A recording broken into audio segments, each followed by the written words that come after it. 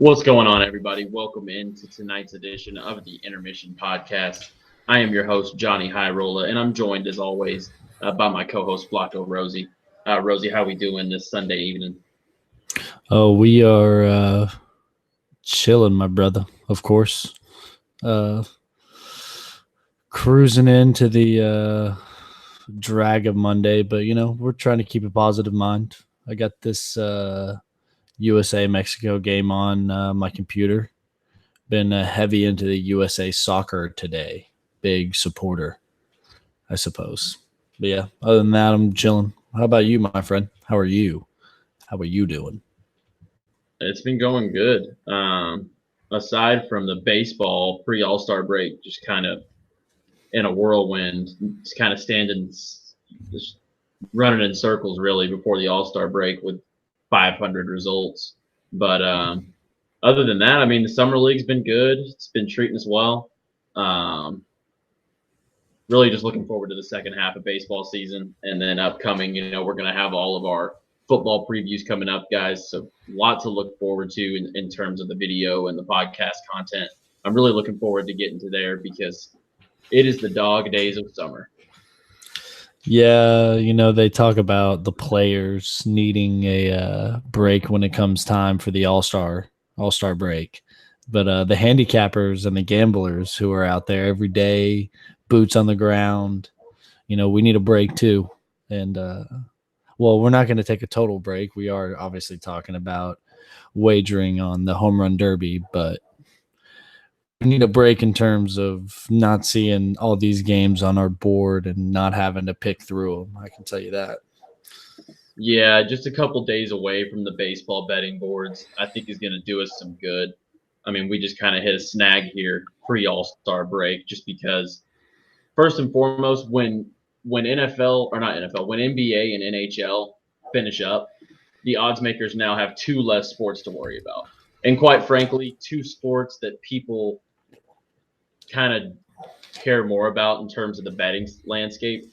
If you're betting baseball, you're a hardcore bettor, and you probably have an affection for the game of baseball a little bit too. So you got to really like baseball to bet it even. But for some people, it definitely does get harder because the bookies can just focus on those lines and center in and make them a lot sharper. But post All-Star break, guys, it's a lot easier to read these guys' motivation.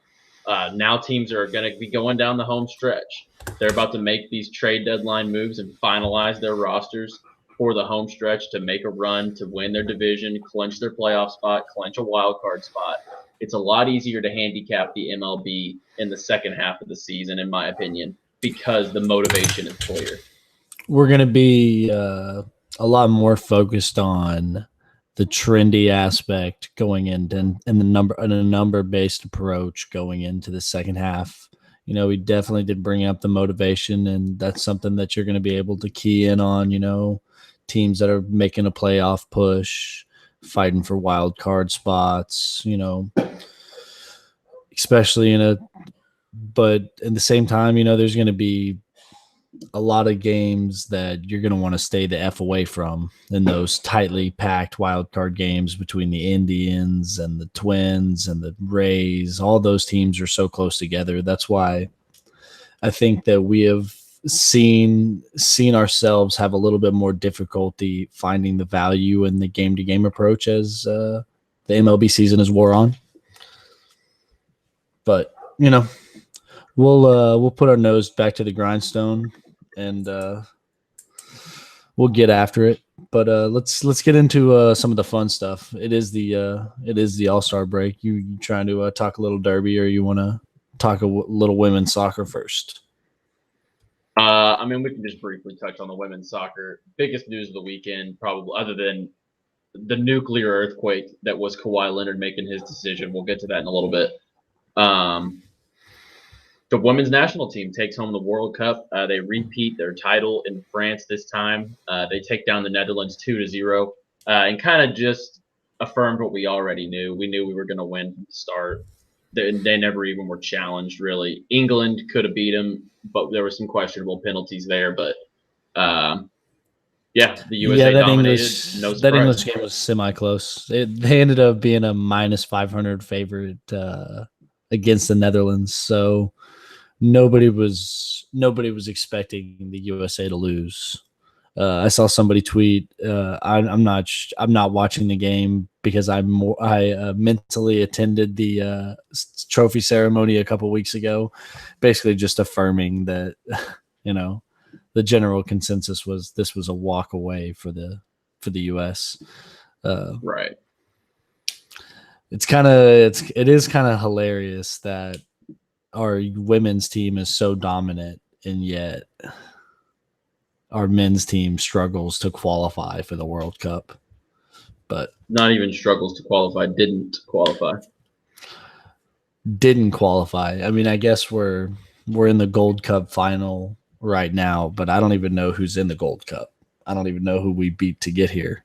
It's North American teams. So it was just us. It's like Cuba, Haiti, Trinidad and Tobago. yeah, teams like that. Jamaica. Gross. But yeah, men's soccer in the U.S. they just don't have the talent that European teams and countries do. So it's just kind of where it's at. But these U.S. women are all about it, and so I come guess out on top again. A lot of people like to bring up that I guess the USA women's they made like $250,000 a player for winning it, and I guess Alex Morgan and Rapinoe got some sort of bonuses for winning the gold boot and the silver boot. But I guess like if the USA men even qualify for the World Cup, they get like $1.2 million or something, and everybody's all up in arms about the pay disparity. I'm curious if you have any thoughts on that in general. Well, I think it's clear that they should be paid the same. Definitely. At the very least, the same. And I think you could make an argument that they should be paid more because they're more successful and they're more popular in America. And shouldn't you? Yeah, I mean, the American people, we like winners. Fuck yeah. So I mean, obviously they're higher on that threshold already. But when you just look at, the revenue generated. I'm sure the women's national team. I don't have those numbers in front of me, and that would have to be a deeper dive. So Darren Ravel tweeted yesterday that the U.S. women's soccer kits that they put out whatever at the beginning of June. They said the ones they wore here, yeah. They said that jersey was the highest selling jersey in the entire Nike store, like over any sport. Period. Doesn't surprise me. I mean, they're a worldwide brand. It was hosted in France, as everyone knows. The World Cup was in France this year, and we played France a couple rounds back. And even in French territory, the crowd was, they said, about 65% USA fans in France against France. So that just kind of shows you it is a worldwide brand. The U.S. women's national team. The fans of U.S. I can't say we. I was not in France for the final or the World Cup, but the American fans definitely are all in on the women's national team, and rightfully so. I mean, they win. It's kind of a bummer. Like truthfully, it is. It's kind of a bummer that we're gonna have to wait 4 years, or well, I guess there's a Summer Olympics coming up in 2 years. But basically, we're going to have to wait 4 more years until we get to see Megan Rapinoe, Carly Lloyd, Alex Morgan, Rose Lavelle, all these girls that, are honestly, frankly, really badass and very marketable. I mean, besides the fact that half of them are attractive, they're amazing at their sport. And it's kind of a bummer that, they're basically going to disappear in a month. I mean, when do we hear about Alex Morgan other than when she's doing a Sports Illustrated swimsuit edition? Oh, Mexico just scored. Hate to see it. Live update. Mexico just scored. Yep, they did. That was a good shot. That was a Yeah, very good shot. he ripped that thing. But yeah, Just because we're both sporting Lakers gear here, just quick interruption. Anthony Davis getting his Lakers jersey from LeBron. It's official. It's official. That's like a Godfather moment for him. He's like, here, and here's your jersey. And it's number Now you're a 23. part. Yeah, Now you're a he's part of the passing it on. family. And he's passing on the number. I already got my AD jersey on, boy. What you mean? Yeah. What you mean? It's LeBron, but hey, we can pretend for tonight. We'll get that duplicate 23 and we'll be all good. But I mean, absolutely. The women's national team killed it, and it was as expected. They had, as they said, they had a lot of pressure on them to win from the anticipation and, just expectation. And they lived up to it. The president called them out on Twitter. Yeah, I mean, they lived up to every bit of expectation. Congratulations to the U.S. women's national team. I know us All-Americans are, proud to say that we can win the World Cup on the women's side because our men in soccer just can't. Oh, I can say with complete certainty that if I was in another country and somebody started talking shit to me about America sucking at soccer, I'd be like, well, hold on now. Last time I checked, there's been 8 female World Cups, and we have 4 of them. That's 50%. So that sounds that's pretty good to me. Yeah. I'd be like, women's soccer only over here. Sorry. Only. Right. But yeah, man. Hey, congratulations to the U.S. women's national team once again. But now on to more news from the last weekend. If you felt that earthquake on the West Coast in Los Angeles, Las Vegas, anywhere in California, we jokingly actually put a tweet out on our page. As soon as that happened, I was watching the Summer League and saw the earthquake happen. And as soon as it happened, I tweeted on our page. I put, that earthquake was somewhere Kawhi Leonard was making his decision. He just made his decision. And 3 hours later, the bomb drops from Woj that he is headed to the LA Clippers. Drops the bomb on him. And you thought that it was over there. You're like, okay, he's decided. And then you see another notification as you're still in the app on Twitter. New tweet from Adrian Wojnarowski. Okay. Boom. Thunder have traded Paul George to the Los Angeles Clippers, and I was laying in bed. It was about 1:30 in the morning, and I hopped up and I was wide awake till about 4 in the morning about this news. It was talk about 2 tweets in 2 minutes that just. It's funny. It's funny that that's how you experienced the Kawhi Leonard news, because I had the complete opposite interaction with that news. I was sick that day, so I took a bunch of NyQuil, passed out at like 8 o'clock, woke up like, what's going on? Check my phone, and it's just Paul George, Kawhi Leonard. And I was like,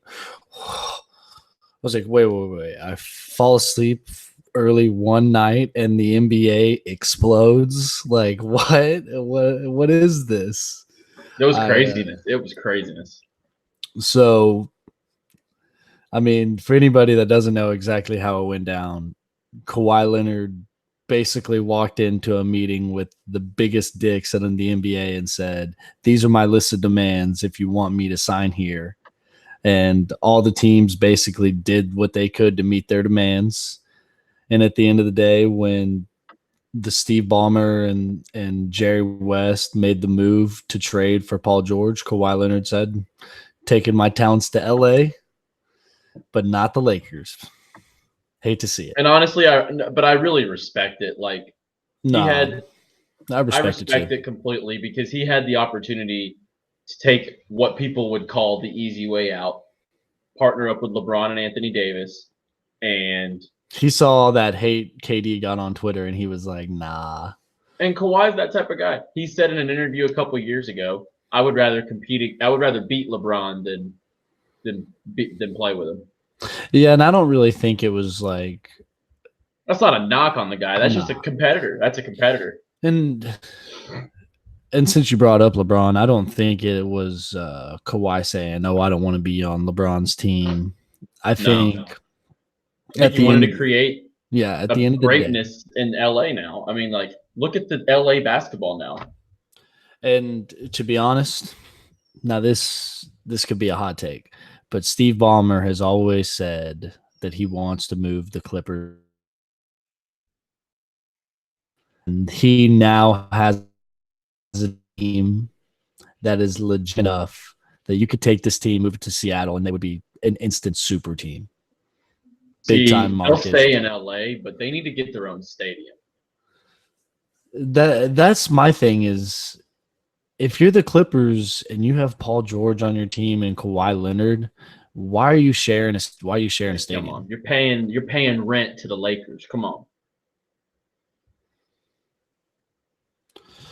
And this is obviously probably easy shade for two Lakers fans, but I mean, hey, their team's on paper better than the Lakers. So it's not like I'm Yeah, not throwing big shade. I'm just saying they should probably have their own fucking stadium. yeah, for sure. I mean, they're definitely a better roster right now through and through with Pat Bev and Lou Will and Shamet and Montrezl Harrell, Paul George, Kawhi Leonard, etc. But that kind of rolls perfectly into our next topic was the second that the decision goes down, and I'm still awake. I'm freaking rattling, brains everywhere at 2 in the morning, and then you see that Danny Green tweets his decision's coming soon. Congrats to his guy Kawhi. And the Lakers' plan B had officially begun. And they went ahead and immediately signed Danny Green to a 2-year deal. And then basically the moves just started flowing in. They re signed JaVale McGee. They re signed KCP. They signed Quinn Cook. They pick up DeMarcus Cousins on a 1-year deal. And they re signed Rajon Rondo. Some of the more notable moves there. Really nice moves for the Lakers to kind of just add those guys to their core unit and fill out that roster with pretty serviceable pieces.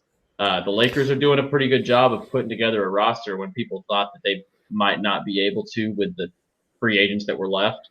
I'm really excited for what's to come for this season for the Showtime Lakers. What about you? So when you watched how the Lakers put together their team last offseason, it was so LeBron signed, and then it was like this huge high. We were all excited. And then the Rondo news broke, and we were like, oh, okay, Rondo. And then it was like Lance Stevenson signed. And I mean, we got a bunch of signings that we didn't necessarily agree with. And season goes, and it doesn't work out the way you planned. And then you look at this year, we sign Anthony Davis, and it's this huge high. We're like, oh shit, we got AD, and we're excited, and it's all right. Well, let's see how we fill it out, and at least it appears there's a plan. We have Boogie and JaVale at the center position, solidifying so that AD can run the 4 because AD has said he doesn't want to play full-time center. Well, now we have 2 centers that can play legit minutes. There's guards. The Lakers were looking at a really weak guard rotation, and now they're looking at Rondo, Quinn Cook, Troy Daniels, and Danny Green. I would say that's a B plus in terms of guards in this league, maybe a B. But and then our forwards, if we don't have the best forward rotation in the league, we have to be number 2. Yeah, I mean, Kyle Kuzma, Anthony Davis, LeBron James, Jared Dudley qualifies as a forward. He's a really good defender. Soon to be Andre Iguodala. Yeah, I would agree as well. I think that Iguodala could make his way to the Lakers as well. And another guy like Kyle Korver has been named with the Lakers a ton recently, and I think it's a good fit with guys like Anthony Davis and like LeBron James and like Kyle Kuzma, who, while they all have a jump shot, they like to drive to the rim. They like to get to the bucket and get easier, high percentage looks. Um, so the guys like Danny Green and Kyle Korver and Tony Tony, Tony wait, Daniels, Tony no, Daniels, Troy Daniels, bro. Troy Daniels, my bad. Troy But Daniels. guys like that who really can shoot the three. I mean, like Troy Daniels can shoot the three. Yeah, hindsight 2020, I probably would have rathered Reggie Bullock than Troy Daniels, but I think it was a money thing, it was definitely a money thing. Speaking of a money thing, what are the Oklahoma City Thunder gonna do about Mr. Russell Westbrook? Yeah, and we'll get into that in just a second. Guys, thanks for tuning in. Couple people in the chat box. We really appreciate you joining us tonight. How we doing? So yeah, thank y'all for the continued support. Comment, like the video, and subscribe to our channel. You'll get notified every time we're live, every time a new video goes up. It really helps our page generate more views when you just search us on Google. So we would really appreciate it. Follow us on Twitter at intermission underscore and on Instagram intermission underscore IG. Hit the website intermissionsports.net and check out all of our offerings for premium picks as well as our latest articles such as updated trend reports, weekend previews for big events in sports. A lot to come on the website, so just keep your eyes out, and we appreciate the support. So Russell Westbrook probably going to get traded as they tried to dump him off to the Toronto Raptors in a deal where they were offering Paul George and Russell Westbrook for Pascal Siakam. Kind of a crazy offer, and the Raptors said no. But now Paul George There is in must have been LA. some insane money. Like, I can't even imagine what that offer even looked like. I bet it was so complicated. Yeah, I would That was assume probably so. Good night. And think about taking on that much salary. That's like $70 million in salary you're just absorbing. That's a lot to take in for a guy that Russell Westbrook just. We'll get into Russell Westbrook. We saw his salary. We saw his salary breakdown. It was like his age 34 season. He's going to be making almost 50 million, 47, I think is the number. And it's just like, man, you're taking on $40 million for a guy who's going to take 25 shots a game. And, since KD left, I don't think he's made it out of the first round of the playoffs, right? So I don't know. Maybe second round once, but I don't know. He's a superstar in this league, but when you look around at a lot of teams, who would be willing to take him? The Rockets don't want him. That's too much money. Maybe the Sixers. That they'd have to get rid of Ben Simmons, and I think you would rather have Ben Simmons right now than Russell Westbrook. No, I wouldn't. I would take Russell Westbrook over Ben Simmons. I like a guy who at least can shoot, but so what about a sign and trade there? That won't happen, man. Russell Westbrook's 30. I mean, I'm not absorbing that contract for a 30-year-old who's getting paid $47 million in 3 more years. Yeah, it's tough. I mean, but teams like the Knicks will. I bet you. See, that's where you think he's going to go is the Knicks, but so I think Knicks or the Miami Heat.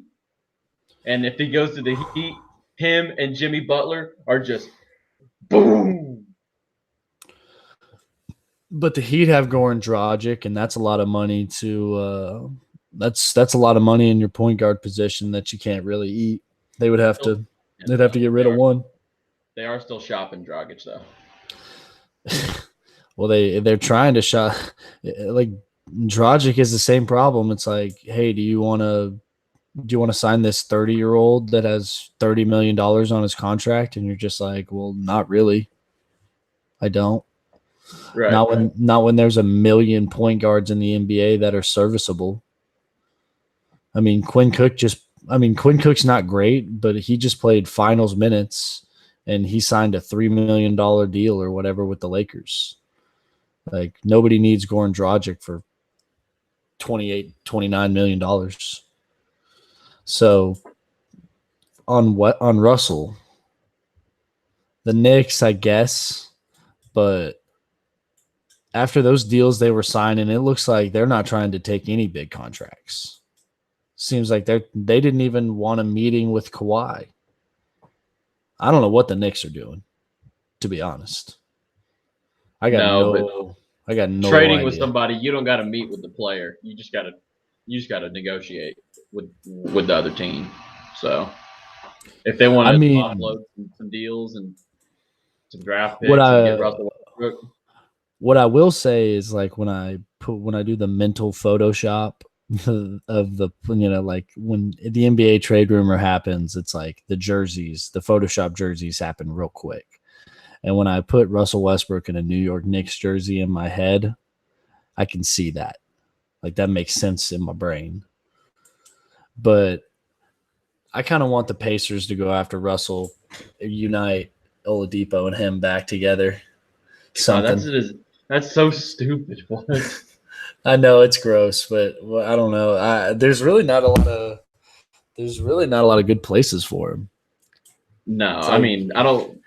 It's like, he almost needs to just stay in OKC. Like, you made your bed, Russell. No team run by me would have Russell Westbrook on the roster. So. Yeah, he's a very known non-James Harden, non-Russell Westbrook guy. Yeah, you could not. Those guys are stat stuffers, bro. That all they care about. Fuck those guys. Fuck those guys.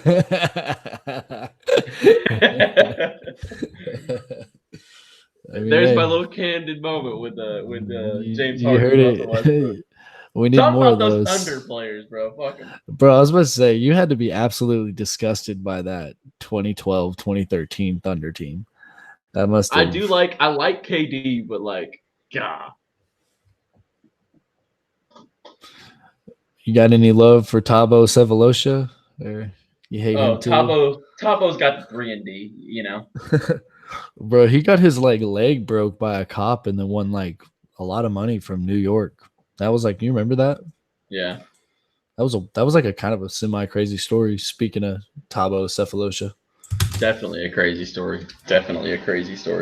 I don't think you or I are gonna figure out where Westbrook is gonna end up. But I would, if I had to put odds on it, I would say he's probably gonna stay in Oklahoma City. I would say I'll give it one more team on there. I'll go with Miami, New York, or Minnesota. Those would be my three. But Minnesota, yeah, I could totally see him not get traded at all. Dude, if Minnesota can get Andrew Wiggins the hell off their roster, they are going to. It's like you're going to trade Andrew Wiggins to bring Russell Westbrook on your team? Yeah, I mean, the Wolves are probably going to try to do it. Good luck. Make the playoffs at least. Good luck. And guys, last topic on the podcast tonight. It is All-Star break and MLB, and the action doesn't stop though. And this at least isn't us banging our heads against the wall pre-All-Star break betting. This is the Home Run Derby tomorrow night. The Derby night boy, not the Kentucky Derby. Right, not the Kentucky Derby. The Home Run Derby is there going will down not tomorrow be horses. Night. Confirmed. And we have a few free picks for you. Now, guys, these are not picks that if you're down for the week to go put your whole bankroll on. These are not picks to throw 10 units on. If you're down units to your bookie, please take these Home Run Derby picks. We got your back, bro. These are money in the bank. Lock them down. Put them in a safe box. Put your grandma's Social Security in there. These are the ones, okay? Wink, wink. Nah, these are for fun. these are definitely picks that we are on. I mean, there's no doubt about it. So, first, I mean, I'm just going to rattle through mine. There's not much analysis behind these to say that I've researched the ballpark and dimensions and sluggers average home run distance compared to the None of that ballpark. shit matters. It's just how No, those boys are feeling. I'm looking at their structure, I'm looking at their swing, and I'm looking at if they've performed in the past in the home run derby and what they did, and kind of some of the motivational things behind it too, which is going to lead me to my first pick. I think both of us are going with one of the favorites. I think these are co-favorites. I'm going to take Vlad Jr. Plus 350 to win the home run derby. He's a very big guy, has 10 home runs in a short stint already in the league, just about less than a month already called up. And I think that left field porch there in Cleveland could really work well with his swing. He's a big boy. He was putting on a nice little performance for Twitter. Hit 4 or 5 moonshots on his practice. See, I'm going to take a co-favorite as well. I think we should just kind of go one off. Yeah. I'm taking Josh Bell. He's a Texas boy. I actually, this is kind of a homer pick for me. I've actually seen Josh Bell hit a baseball live in a batting cage before, and he, not that this matters because all these guys hit it really freaking hard, but he hit it harder than any other human being I've ever seen hit a ball. And he's leading the league in RBIs. I think he's third or fourth in the NL in homers. He's another big old boy. And I think he's going to put on a show. I think he's got a good chance to put on like a nice show. I will be throwing a little cash on Mr. Josh Bell. Speaking of a lefty, big lefty swing.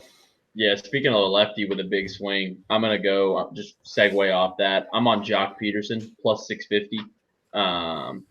He had a very good round last year and got edged by 1 home run and was eliminated last year. I looked for him to bounce back this year. He had a span in his last because I had him. He was one of my picks from last year as well. He had a span in his round last year where he went a minute without hitting a home run because he was so tired. So hopefully he learned from that. He only lost by 1 home run in his round last year. Hopefully he kind of realizes the stamina aspect of it this year. He has such a big swing. I look for Jock Peterson to be in the hunt. Give me Jock Peterson plus 650.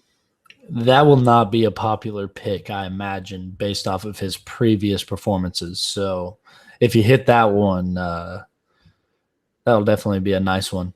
And my last one is, see, I feel like my boy Carlos Santana is getting absolutely disrespected. He's 11-1. He's got the worst odds. He's matched up with the rookie. He's a plus 150. He's plus 150 against Pete Alonso. I don't know, man. I think they're disrespecting Santana. I know he's never competed in a home run derby. I know he's never led the league in home runs, but he's another big boy. And I think he's going to surprise some people. I'm putting my chips in a little Santana basket. I think he's going to strum the guitar on his way to at least a first round victory. Maybe even a championship. We'll see. Yeah. He's got a big swing, and that's a home ballpark, so not a bad pick. He's the home pick, right? Yeah, plays for the Indians. It's in Cleveland. That's actually Todd Frazier. Good value. Todd Frazier won the home run derby as a home guy, right? And Bryce Harper. Boom. See, look, there's precedent. I didn't even know that prior to me being. Of course I knew that. We've got precedent here. Like, duh, big Carlos Santana guy. And then my last one's a long shot. He probably won't win. He's a smaller guy, but his performance last year was super impressive. Another guy who lost by 1 home run to Justin Bour last year. Give me, for a value standpoint, give me Alex Bregman 10-1 all day. I thought you were gonna say Acuna, honestly, and I was gonna kind of roast you, But yeah, Bregman, Nah, I could see Bregman.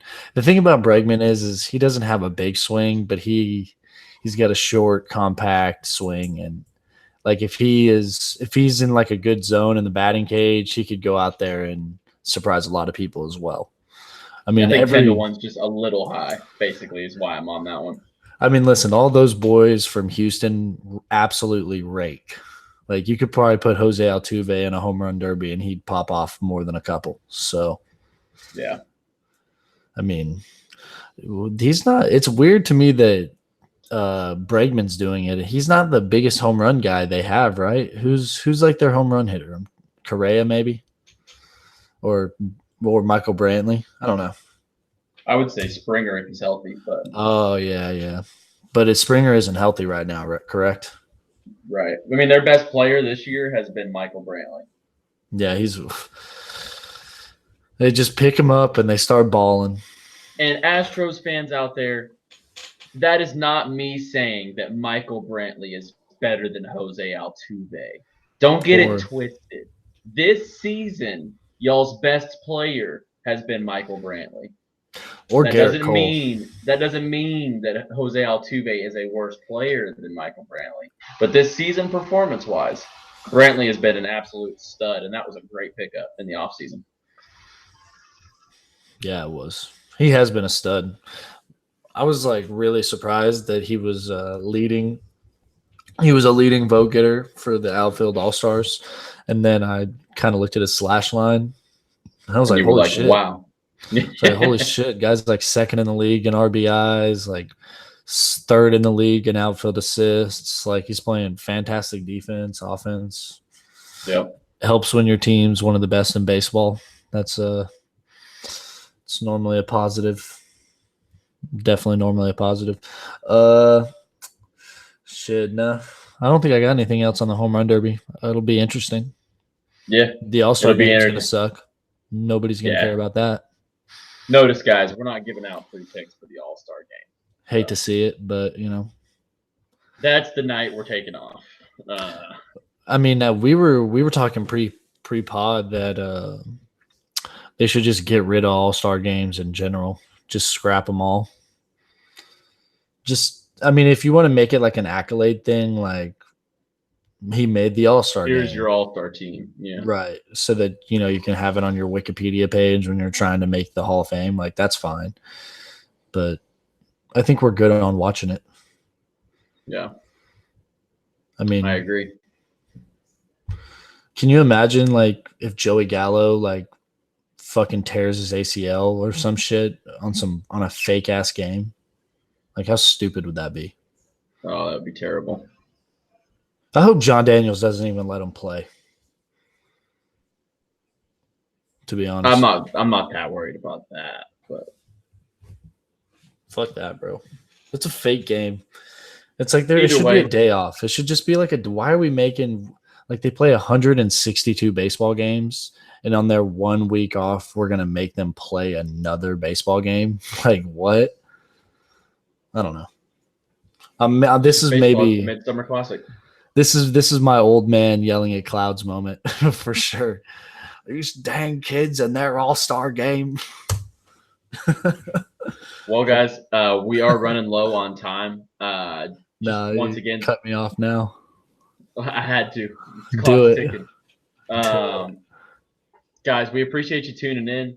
And if you made it this far, hit our website, intermissionsports.net. Check out all of our package offerings there for our premium picks. Our best offer on the page right now, $75 will get you all of NFL, NCAA football, and includes MLB rest of the season for free.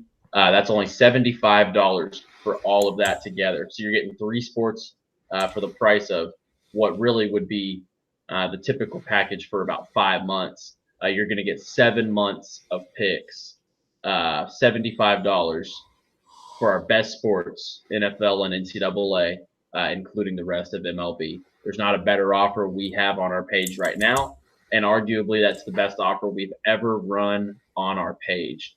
So hit our The website, best damn offer. intermissionsports.net, and get on board for the football season. Let us pad your wallet with the pigskin, and let's get your bookie to pay you and not the other way around. Yeah, that's the that feeling when you have to pay your bookie. Yeah, we're trying to avoid that. Yep. That's the goal, people. Because whether he's a friend, whether he is somebody you don't know, it doesn't matter. It sucks. And the only way to stop that from happening is to get quality advice or to be a guru. And if you're not a guru, having quality advice is normally the way to go. Yeah, definitely. We appreciate everyone out there watching. Thanks once again. And any closing thoughts before I close it down? We're gonna be back live Thursday. Be on the lookout for that. And other than that, you said it all, my friend. Dynamite. Guys, we're out of here. See y'all on Thursday. And look forward to the football previews because they're coming hot and heavy. And we're looking forward to it. We're ready to dig into the football season. And that's right around the corner with all of our Power 5, mid-major, and NFL division win totals, futures. We're going to be going over it all. You don't want to miss it. Like, subscribe, comment. Peace. We out.